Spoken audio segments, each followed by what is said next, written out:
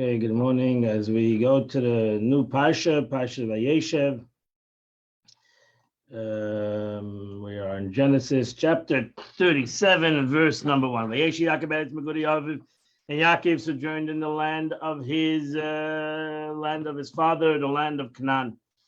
So Rashi says after he describes the Esav settlements and his generations in brief, and the last week's Parsha, because they were not distinguished nor important enough to elaborate in detail how they settled and know the wars, of how they drove out the Horites, etc. Now we go to the story of Yaakov Avinu, which he elaborates on the settlements of Yaakov and his generations, on all the events that brought about, since they were considered important enough to God to dwell upon it at length. Similarly, we find regarding to the generations of Adam to Noach, so on we get the other one, and so on and so forth. The generations from Noah to Abraham, God, the Torah flies through it.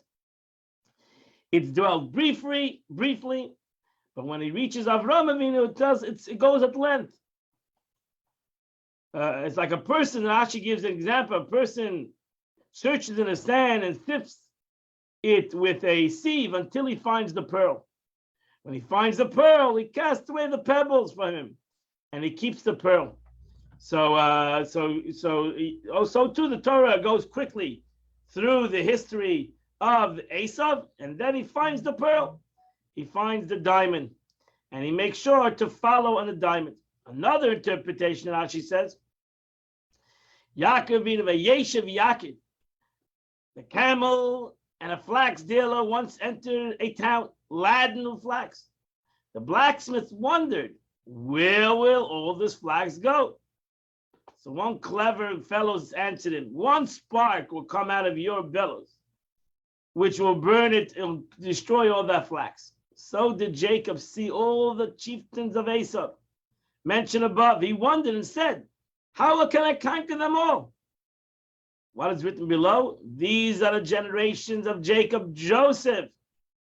As it says, the house of Jacob shall be a fire, and the house of Joseph a flame. The house of Esau shall be a bunch of cash, a bunch of hay.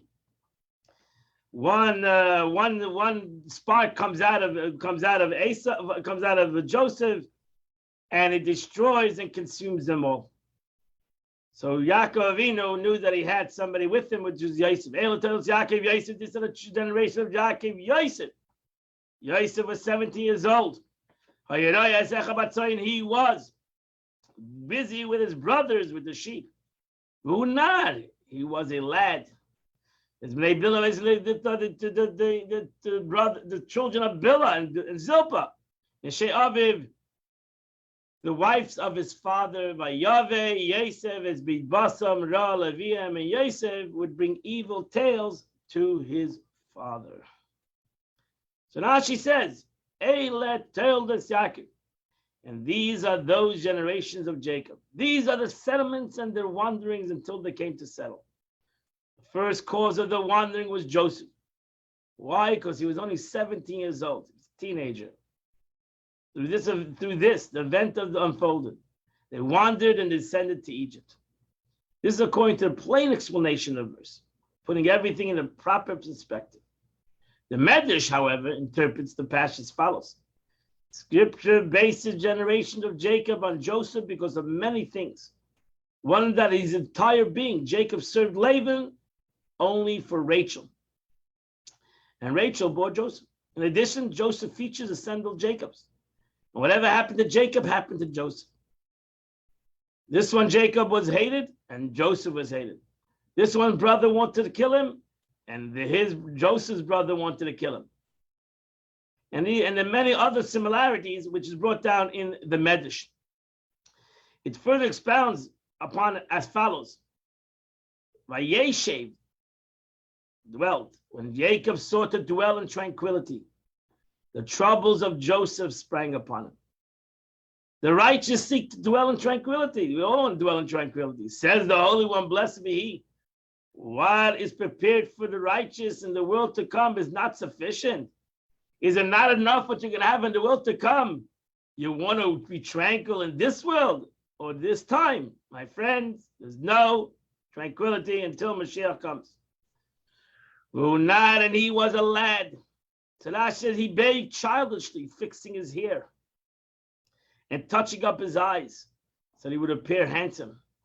Tzarash says he was always hung around the children of Bila and Zilpah because the other brothers were berating them. And Yosef was mekarev them, he brought them closer. As the Basam Ra, he brought them the evil tattletale to them that were doing evil. Number one, that they ate the limb of a living animal. Number two, that they were demeaning the sons of the handmaids and they called them slaves. Number three, that they were playing around. They were out with the sheep, but they were having illicit relationships. And he suffered from all these things.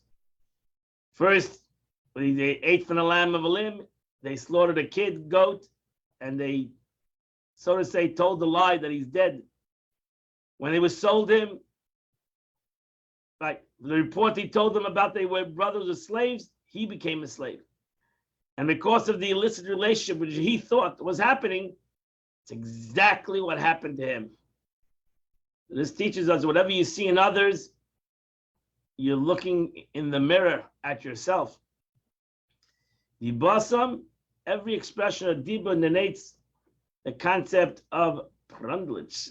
It's a slander, gossip, slander. Whatever evil he could tell about them, he told. Diba, expression of making lips of the sleeping speak. Yisrael loved Yosef, and Yisrael loved Yosef, Mikol Banav, from all his sons. He ben zekunim alei, because he was a son of his old age. And he made for him a fine woolen coat. So that's what means ben zekunim. But he was born for him in an old age. Uncle has rendered this, for he was a wise son to him. Ben zekunim means he was wise, not old age. Whatever he learned from Shem ve'Evi, he gave it to him. Zekunim is shekana chachma. Zekunim is somebody who acquires wisdom. Another interpretation of Zekunim is that they look like one another. Yosef looked like Yaakov. Pasim, what means a pasim? Pasim is a term, green wool, karpas, blue wool. And like the fine wool, Kseinis pasim, of Tomei in Amnon. So that's a simple, it's a beautiful, beautiful garment. The Medrash Haggadah explains it's called pasim because Joseph's troubles. Namely, he was sold to Potiphar, that's the pay in pasim. To the merchants, that's the samach, the second letter in pasim, seichrim, merchants. He was then sold to the Ishmaelites, and that's the yud in pasim. And then he was sold to the Midianites, and that's the mem in pasim. So it was going to happen to him exactly the following four situations until he came down to Egypt. He was sold to four different people. And his brothers saw that his father loved him. We call Echav and all the other brothers. And they hated him. And they could not speak to him peacefully. Now she says, from the state of their discredit, when we see something of their credit, that they did not say one thing with their mouth and think something with their heart. So one thing you can learn, that's you see, you always look at everything positive, and that is there was something positive. They were truthful people. And what they felt, they said. And what they said, they felt. So when they hated him, they didn't like in front of him talk nicely and then behind him talk disparagingly. They said it in front of him, we don't like you. Gabriel adabed to speak to him. Verse 1, and Yosef had a dream. And he told his brothers the dream. But you see, for it's nice that they hated him more. But he didn't give up. Listen to the dream, what I'm going to tell you. Behold, we are gathering sheaves in the field. And behold, my sheaf stood up and it stayed standing. And behold, your sheaves, your bundles surrounded me. You bow down to mine. So his brother said to him, what is this dream? What is your dream? Your dream is that you should become the king. In Mashal Tim Shalbanu, you're going to become you're going to govern over us. So what is your dream? That's your dream. You're having these dreams because that's your dream in life. They kept on hating him because of his evil talk and would bring to his father. Verse number 9, and they had another dream. He told his brothers. Here you actually see that he doesn't ask his brother, they want to hear it. He just tells them the dream. He tells them the dream. He says, here's the dream that I had. And behold, the sun and the moon and 11 stars are bowing down to me. He told everybody his dreams. And he told his father, and his father rebuked him. What are these dreams? You're saying, not only you're saying the brothers are going to come, I am going to come, and your mother and your brothers are all going to come and bow down to you. What is these dreams? So Rashi says after he told his brothers, he told it again to his fathers in their presence. Seemed like he repeated his dreams. So what are you doing? You're basically creating hatred of your brothers on you. Isn't your mother Rachel already dead? So what are you saying? So how come your mother come and bow down to you? Your mother's not here anymore. But Jacob did not know that the matter refers to Bilhah, who raised him. Joseph, as a mother, when her mother died, he was young. He was like a 7-year-old, and he died, and his mother died. So Bilhah brought him up. Our rabbis, however, derive from here that there's no dream without a meaningless component. Ein cholam beloy dvarim b'telim. There's no dream without it doesn't have any stupidity in it. Jacob, however, intended to make his sons forget the whole matter, so they would not envy him. Therefore, we will come. Just as impossible for your mother, it's impossible for the rest of us. Verse 11, Echav and his brothers envied him. Va'aviv shamar es hadavar. It's a very interesting ending of the verse. And his father awaited the matter. Now she says awaited the matter. He was waiting for him, looking forward to expectation when it would come. When would this happen? When will the brothers realize the greatness of Yosef, just like he realized the greatness of Yosef? So Yaakov Avinu, not to antagonize his other sons, made believe that this thing is never going to happen, but he knew that this will happen. Actually, some interpretation said that Yosef wanted it to happen now instead of them coming down to Egypt in this whole situation. The brothers could have shown him respect now, and it wouldn't have to come on to the whole situation. We go to the Tanya of the day, my friends, and we are holding the 8th essay. We're coming to the last days of the Tanya, and we are holding in the 8th essay of Kuntres Achrein, the last part of the Tanya. I've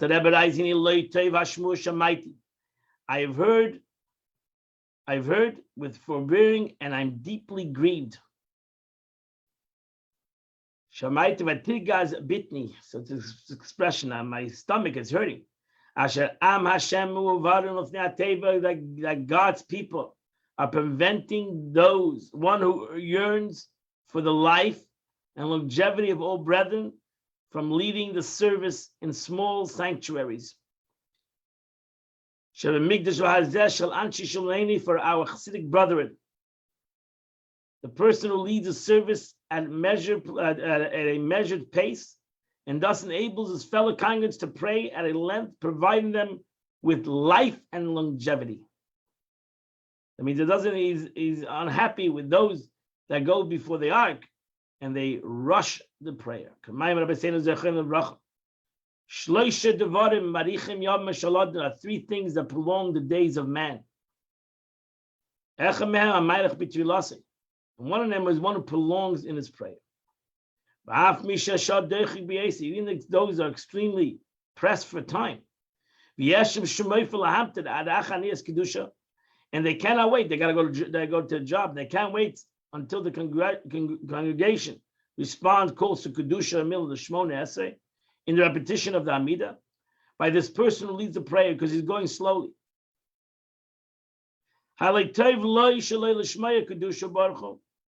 It's better for him. He's in a rush. Let him rush. Let him rush and let him go fast. And then he should tamper on the lives of those who desire life. The Torah says all those who are in earnest, they have to leave, they have to rush. They cannot lengthen their prayer. God forgives them. But the rest of the congregation should be able to daven on a slower pace. And also, for that guy who's in a rush, then that's why there's a shliach tzibur. That's why there's a person who davens for the public, and he will have in mind kilu shama, as if he heard it. Shukaina mamish, as if he said it. So therefore, don't worry. You're in a rush. You need to go. God understands you. You gotta have it. You have a job. You need to be in your job. If not, you're gonna lose your parnasa. So rush. Doesn't mean that everybody else has to rush. It's the Gemara. As the Gemara says, the people of the field that are considered under duress. There are some people that are under duress. They have to be in the job very early in the morning, and the job a whole day. So they need to daven early, and they need to daven quickly. So there are certain people that are go in that category. So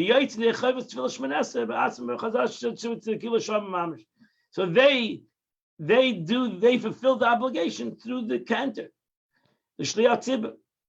That the shliach tzibur, the cantor, does it for them, and as if they heard it, even though they're not there. But if they are come to the shul and then they're rushed because they need to go and they have no other choice, they can include kedusha and baruch hu, all the time, all the things that needs to have a minyan, and it's as if they were there. This has been searched and verified with regard to the early generation of the sages and the mission of Gemara. Even there were sages that they learned, they didn't daven. They would learn, relate philosophy, and not to pray was not the most important thing. So therefore, we understand there are certain people that need to rush. Even they're having the right in the Torah to rush the prayer. But those who can daven long, especially in the time of the last days of Galus, that a Torah study is not constant, because even we don't have time to learn Torah. For the pressures of life, we don't have time to daven, we don't have time to learn Torah. We don't have that time. So we can't say, oh, we're learning Torah, we don't have time to pray. We're not learning Torah. So what is the, you have two services to God, Torah and prayer. So our time is more prayer. Today, in this generation, prayer is more important. The most important thing is prayer. As Rav Chaim Vital says,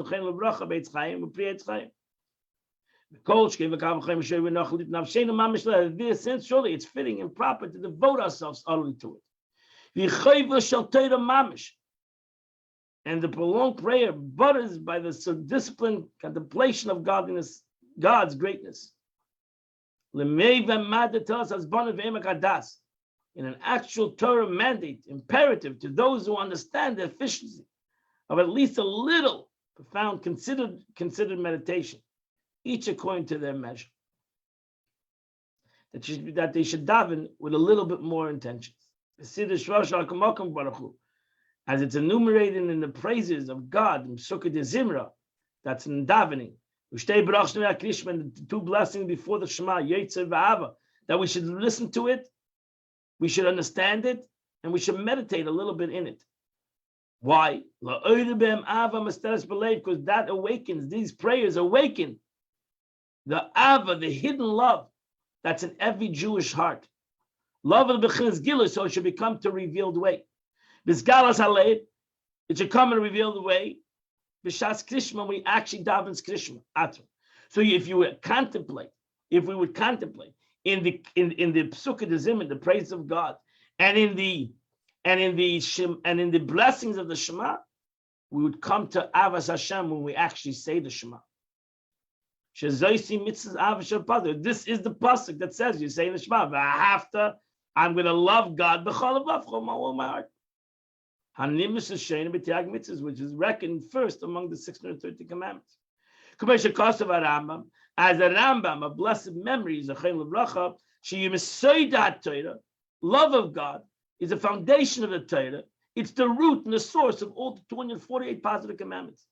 So the Rambam writes, Avos Hashem is not only one of the mitzvahs, but it's actually the root of all mitzvahs.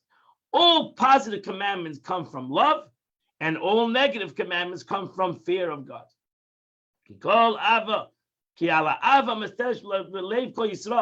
regarding the Latin, the hidden love that's in the heart of every Jew,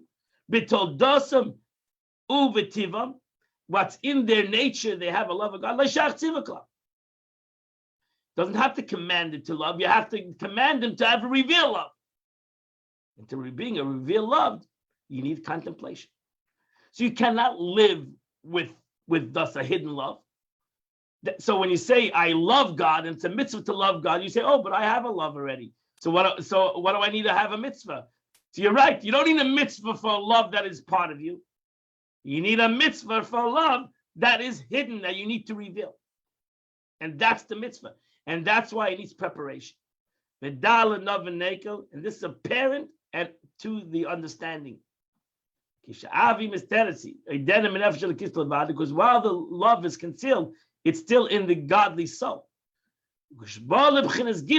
But when this love comes out in a revealed way, the nefesh achiyunis to his animate soul, animating soul, then it is revealed in the left side of the heart. In the place of the animated soul. And that's the whole purpose. Not that you have a godly soul that has love of God. That was given to you. It's not something you Pashut worked on. That was given to you. What's the Ava? Is to bring it into your animated soul and your animalistic soul. And this is the whole concept of the elevating the sparks, which is mentioned in Kabbalah, Chaim Gabi Tefillah, that happens through prayer. And that's why the most important service of the day is prayer. In the times of the last days of Golus, to elevate the sparks of God, which comes through through transformation and subjugation, from the animal soul, to the godly soul, as it's known. Because the blood of the soul, the blood is the soul, and hence the life force of man. And blood is renewed daily through food and drink. So by directing his eating and drinking to the holy goals of the divine soul, one refines and elevates the sparks hidden in the food and the drink. And so too man is affected by improvement of his garments and his shelter and so on. So the refinement of sparks in the Latin of all these physical things, and having a beautiful house and having beautiful furniture, all this is there to reveal the sparks and the love of God, and that happens through prayer. So the Mashiach came with B'deres and Shainim, but it was different in the early generation. That in those times, the time of the Mishnah, and time of the Gemara, these great sages, they were much more on a higher level. They didn't have to even come on to prayer that much. Because they accomplished it in 1 second. So that's why it's one thing about it. Some people, Tarasim Nas, their whole life was Torah. They don't say the Shema. and they accomplished prayer through the Shema. And they did it short and quickly, the whole davening. But today, we can't do that. We don't have the capability. And since we don't have the capability, it's impossible for us to accomplish that in a very short way. We need to do it in a much longer way. Today is the 17th day of the month. I believe today is the 17th day of the month. You get to Kislev in 2 days. Tomorrow we're going to finish, I believe, the Tanya. Today is the 17th day of the month, which is the Tillim of the month of the day is. The Psalms of the day is chapter 83, 84, 85, 86, 87. So 83 to 87. And you would do the chitas of the day. Mitshem at 10 a.m. You either can come on Torah Direct or on Zoom or come to Chabad, and we're going to continue learning Shar HaBitachon, the gateway of trust. 10 a.m.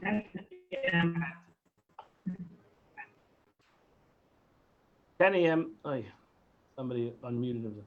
10 a.m. tonight, 10 a.m. today at Chabad, you'll be able to come and do and learn together. Also, Mitcham will continue the chitas tomorrow at 8 a.m. Thank you very much, Rabbi.